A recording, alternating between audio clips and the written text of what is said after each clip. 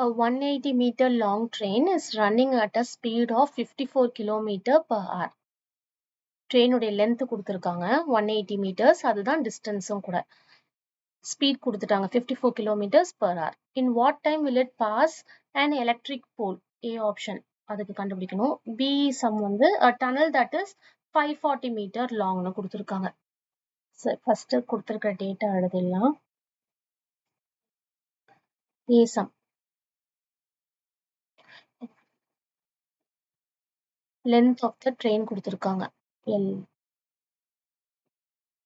Length வந்து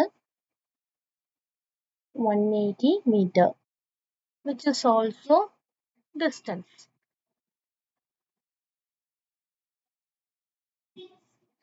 Next, speed.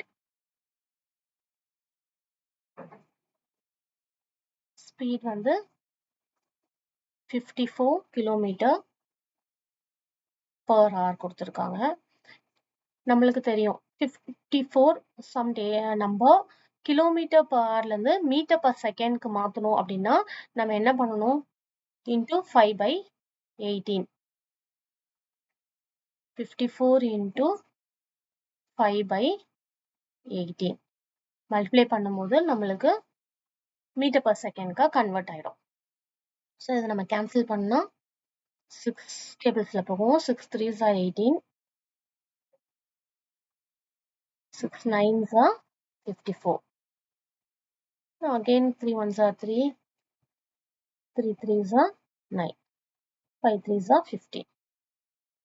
So 15 இப்போது metre per செகண்ட்க்கு மாறிடும். ஓகேவா? இது நம்ம ஸ்பீட் வந்து மீட்டர் per செகண்ட்க்கு கன்வெர்ட் பண்ணி வச்சிட்டோம். இப்போ நம்மள என்ன கேக்குறாங்க? உங்களுக்கு தெரியும் இப்போ. We need to find the time. So time உடைய ஃபார்முலா என்ன? டைம் உடைய ஃபார்முலா வந்து distance by speed. Distance என்ன?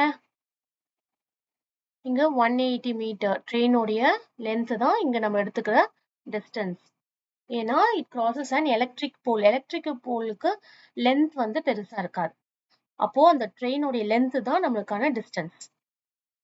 Divide by second. Speed 15 meter per second. So meter cancel ஆயிடும். 15 tables, 15 ones are 15, 15 12 times 180, which is 12 seconds. அதுதான் ஒரு electric போல cross பண்றதுக்கான டைம். ஓகேவா? நெக்ஸ்ட் பி சம் போயிடலாம்.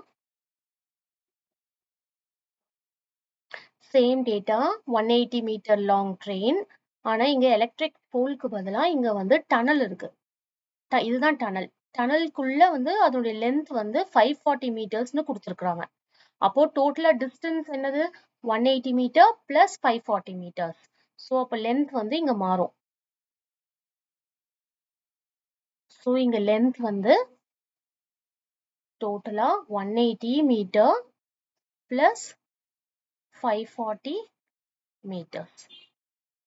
ரெண்டுமே ஆட் பண்ணோம்னா டோட்டல் லென்த் வந்து நமக்கு 720 மீட்டர்.